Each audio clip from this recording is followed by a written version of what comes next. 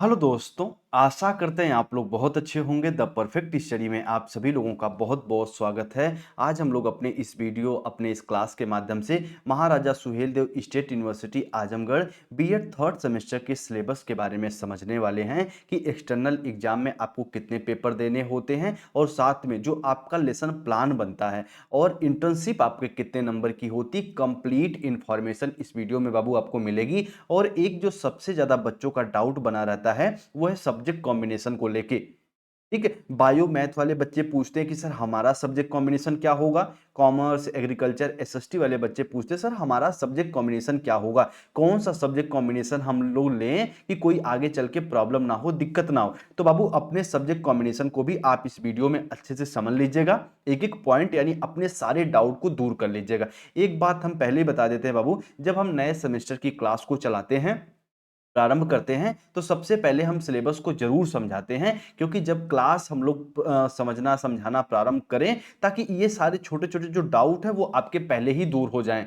ठीक है, तो इस वीडियो में हम लोग उसी डाउट को दूर करेंगे पूरे धैर्य के साथ, पेशेंस के साथ। 2-4 मिनट देख के अच्छे से समझ लीजिए बाबू। ठीक है, सबसे पहले सिलेबस डिस्कशन में आप ये समझिएगा टोटल कितने पेपर आपको देने हैं एक्सटर्नल एग्जाम में। तो टोटल 3 पेपर के आपके एक्सटर्नल एग्जाम होते। कितने पेपर के? तो आप कहेंगे टोटल 3 पेपर के। अब एक पॉइंट और समझिएगा कि जिसमें से एक पेपर जो होता आपका 100 नंबर का, तो 3 पेपर आपके 300 नंबर के हो गए। इसमें से एक पेपर जो होता है 100 नंबर का, वो भी 2 पार्ट में डिवाइड होता है। एक आपका 10 नंबर इंटरनल और आपका 90 नंबर होता है बाबू एक्सटर्नल।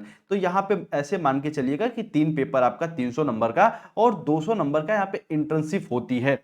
ठीक है, आपकी टीचिंग लगती है 2 नंबर की, उसमें आपको लेसन प्लान भी बनाना रहता है जो अभी हम आपको समझाएंगे। तो टोटल आपका यदि पूर्णांक की बात हम लोग करें तो टोटल आपके 500 हो गए, टोटल आपको 500 एक पूर्णांक आपके हो जाते हैं। ठीक है, तो सिलेबस डिस्कशन में इतना समझिएगा टोटल 3 पेपर आपको एग्जाम देने रहते हैं, 3 पेपर के। और जो आपका पहला पेपर होता है principle and method of teaching, आप टीचिंग, ये सभी के लिए क्या होता है? तो आप कहेंगे सर सभी के लिए कॉमन होते हैं, चाहे आर्ट बैकग्राउंड से बच्चे हों, चाहे कॉमर्स से हों, चाहे एग्रीकल्चर, चाहे साइंस बैकग्राउंड से, सबको पेपर 1 यानी आपका principle and method of teaching सबको लेना रहता है। ये कॉमन पेपर है। उसके बाद जो पेपर नंबर 2 यानी 302 और 303 यहाँ पे जो कोड होता है, ये आपके कैसे होते? तो कहेंगे सर ये हमारे ऑप्शनल पेपर होते हैं। ये हमारे ऑप्शनल, जिसे वैकल्पिक विषय कहते हैं। इसका निर्धारण कैसे किया जाता है? तो जो ग्रेजुएशन में आपके सब्जेक्ट रहते हैं उन्हीं के आधार पर भैया इनका निर्धारण किया जाता है वैकल्पिक विषय का। तो अभी उम्मीद करते हैं ये सिलेबस को आप इतना समझे होंगे, अभी और भी हम चीजें समझाएंगे आपको। ठीक है, सबसे पहले 3 पेपर आपके एक्सटर्नल एग्जाम में देने होते हैं, उसके साथ साथ 200 नंबर का इंटर्नशिप होती है। और आपका पहला पेपर कॉमन होता है principle and method of teaching, और आपका पेपर नंबर 2 पेपर नंबर 3 जो होता है ये आपके ऑप्शनल होते हैं।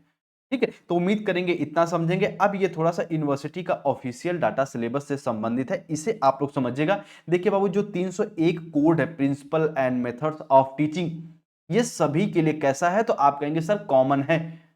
ये सभी के लिए आपका कॉमन है 301 code principle and methods of teaching. ठीक है, शिक्षण के सिद्धांत व विधियां, तो इस पॉइंट को आप समझ लीजिएगा। उसके बाद यहां पे आता आपका कि स्कूल सब्जेक्ट्स, या फिर हम कह सकते हैं जो पैडागॉजी सब्जेक्ट्स होती हैं, ये आपके अलग अलग सब्जेक्टों का अलग अलग चुनाव करना रहता है। बस इनको आप समझ लीजिएगा तो अच्छे से पूरे पॉइंट को समझिएगा। सबसे पहले यदि हम लोग बीएससी वाले बच्चों की बात करें, ठीक है, सबसे पहले मान लीजिए यहां पे भी आप समझ सकते हैं, जैसे मान लीजिए ये आपके बीएससी वाले स्टूडेंट हैं, तो इनको अपने सब्जेक्ट कॉम्बिनेशन में क्या लेना है। और बीएससी किससे है? तो आप कहेंगे सर मैथ से है मान लीजिए। तो सबसे फर्स्ट आपको क्या लेना है? तो आप कहेंगे सर फिजिकल साइंस लेना है। तो जो बीएससी मैथ से हैं उनको पहले पेपर में फिजिकल साइंस लेना है, और उसके साथ साथ दूसरे पेपर में फिर क्या हो जाएगा? तो स्वाभाविक सी बात है सर हमारे मैथ्स हो जाएंगे। तो ये बीएससी मैथ वाले बच्चे हो गए। अगर यहीं पे हम लोग बायो वाले बच्चों की बात करें, तो पहले पेपर में आपका फिजिकल साइंस तो रहेगा और साथ में दूसरे में आपका हो जाएगा बायोलॉजिकल साइंस। ठीक है, तो ये आपके मैथ वाले बच्चों, या फिर हम कहें बीएससी बैकग्राउंड से जो बच्चे आ रहे हैं, इसी में जो एग्रीकल्चर से हैं, तो यूनिवर्सिटी भैया आपको एग्रीकल्चर सब्जेक्ट्स यहाँ पे ऑफर कर रही है। तो समझिएगा सबसे पहले इसमें आपको यहाँ पे लेना है एग्रीकल्चर। ठीक है, आपको यहाँ पे एग्रीकल्चर लेना है, उसके साथ साथ कोई एक आप लैंग्वेज को ले सकते हैं। ठीक है, यानी जो एग्रीकल्चर वाले बच्चे हैं एग्रीकल्चर के साथ कोई एक यहां पे लैंग्वेज को ले सकते हैं, हिंदी इंग्लिश में से कोई को ले सकते हैं। इस पॉइंट को समझिएगा। अब कुछ बच्चे बायो के साथ भी कर लेते हैं, तब भी कोई इशू नहीं होगा। आप एग्रीकल्चर के साथ आप बायो को भी ले सकते हैं, बायोलॉजी को भी ले सकते हैं, कोई दिक्कत नहीं होगा, बायोलॉजी को भी ले सकते हैं, ठीक है। और अगर अगर कहें कि सर आप क्या सुझाव देते हैं, तो एग्रीकल्चर के साथ कोई एक लैंग्वेज ले लीजिएगा, ठीक है, ये समझिएगा। अब यहाँ पे यदि हम लोग बीए वाले बच्चों की बात करें, ठीक है, जो एक तरीके से आर्ट वाले स्टूडेंट हैं, उनकी बात करें, उन्हें क्या लेना, पहले पेपर में आपको ध्यान से मेरी बात को समझिएगा, आपको सोशल साइंस लेना है। पहले पेपर में आपको क्या लेना, तो आप कहेंगे सर सोशल साइंस लेना है, उसके बाद कोई एक लैंग्वेज, जब हम लैंग्वेज की बात करें तो यहाँ पे हिंदी और इंग्लिश और साथ में उर्दू की बात कर रहे हैं, तो आप हिंदी को ले सकते हैं, इंग्लिश को ले सकते हैं, उर्दू को ले सकते हैं, ठीक है। तो आप सोशल साइंस के साथ कोई एक लैंग्वेज ले सकते हैं जो बीए वाले बच्चे हैं। ये पॉइंट समझिएगा, आपका बीए में हिस्ट्री, पॉलिटी, ज्योग्राफी है, तो इस प्रकार से आप सबसे पहले सोशल साइंस और एक लैंग्वेज ले सकते हैं। ये आपको कंफ्यूज नहीं होना इसमें।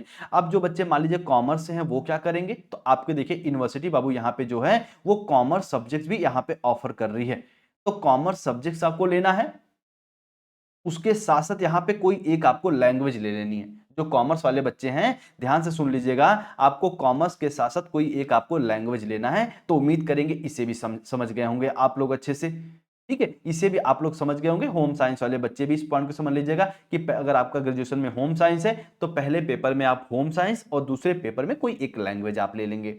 तो ये सब्जेक्ट कॉम्बिनेशन उम्मीद करेंगे आप समझ गए होंगे। एक बार थोड़ा सा जल्दी से समझा दें कि जो बच्चे मैथ से हैं, फिजिकल साइंस के साथ मैथमेटिक्स, उसके बाद बायो से हैं, फिजिकल साइंस के साथ बायो, जो एग्रीकल्चर से हैं, एग्रीकल्चर के साथ लैंग्वेज या बायोलॉजी, उसके साथ बीए वाले बच्चे एसएसटी सोशल साइंस के साथ साथ कोई एक लैंग्वेज ले सकते हैं, और साथ में जो इंपॉर्टेंट है कॉमर्स वाले बच्चे कॉमर्स के साथ कोई एक लैंग्वेज ले सकते हैं, और जो होम साइंस से बच्चे हैं वो भी आपका होम साइंस के साथ कोई एक लैंग्वेज को ले सकते हैं। ये आपका कंप्लीट सब्जेक्ट कॉम्बिनेशन हम आपको बता दिए। अब थोड़ा सा यहाँ पे एक चीज और समझ लीजिएगा आप लोग, इंटर्नशिप जो लगती है बाबू, इसमें आपको लेसन प्लान बनाने होते हैं।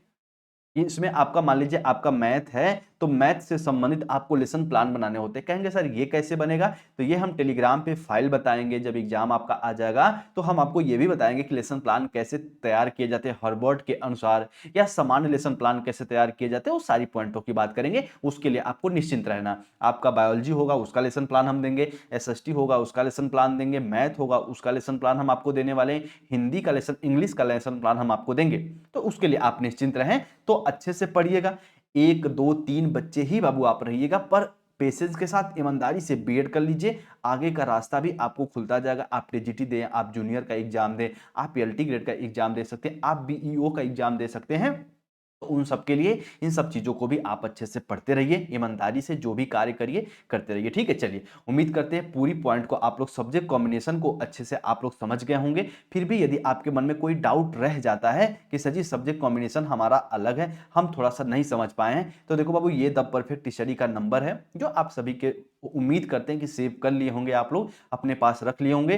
तो इस पे आप व्हाट्सएप पे मैसेज कर सकते हैं कि सर ये सब्जेक्ट कॉम्बिनेशन हमें समझा दीजिए, तो हम या तो वॉइस के माध्यम से या टेक्स्ट के माध्यम से आपको समझा देंगे बाबू, ठीक है। चलिए, उम्मीद करते हैं इस पूरी पॉइंट को आप लोग समझे होंगे। एक चीज और, कुछ बच्चे कहते हैं कि सर डायरेक्ट क्लास स्टार्ट कर दिया करिए, लेकिन बाबू चाहे भले ये यूट्यूब प्लेटफॉर्म ही है, इसको बिल्कुल हम लोग फैमिली की तरह मानते हैं कि इस पे जो चीजें हम आपको देंगे औपचारिक तरीके से देंगे, पूर्णतः जिम्मेदारी से देंगे। तो सबसे पहले सिलेबस के माध्यम से हम लोग समझ लिए कि क्या क्या पढ़ना है, कैसे कैसे पढ़ना है।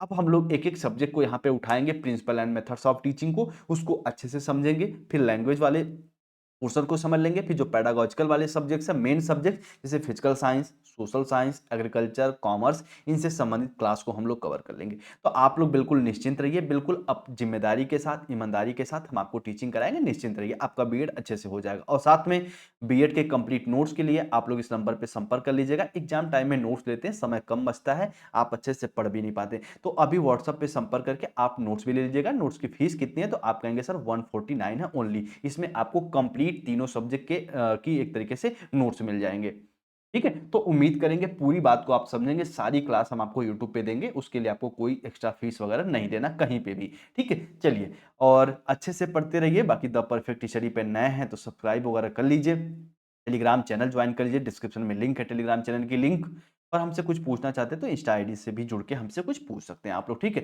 व्हाट्सएप नंबर ये आपको सबको पता ही है। चलिए बाबू, उम्मीद करते हैं पूरी पॉइंट को आप लोग समझे होंगे। मिलते हैं हम लोग क्लास में, और क्लास की टाइमिंग क्या होने वाली, तो आप कहेंगे सर आपकी क्लास की जो टाइमिंग होगी बता देते हैं, वो 4 पीएम से होगी, ठीक है? इवनिंग में 4 पीएम से आपकी क्लास होगी, 4 बजे शाम को। चलिए आप लोग अपना ख्याल रखिए। उम्मीद करते हैं सारी पॉइंट को दोस्त आप समझे होंगे ईमानदारी से। अपना ख्याल रखिए, जहाँ पे रहिए सेफ सुरक्षित। आप सभी को नमस्ते, जय हिंद।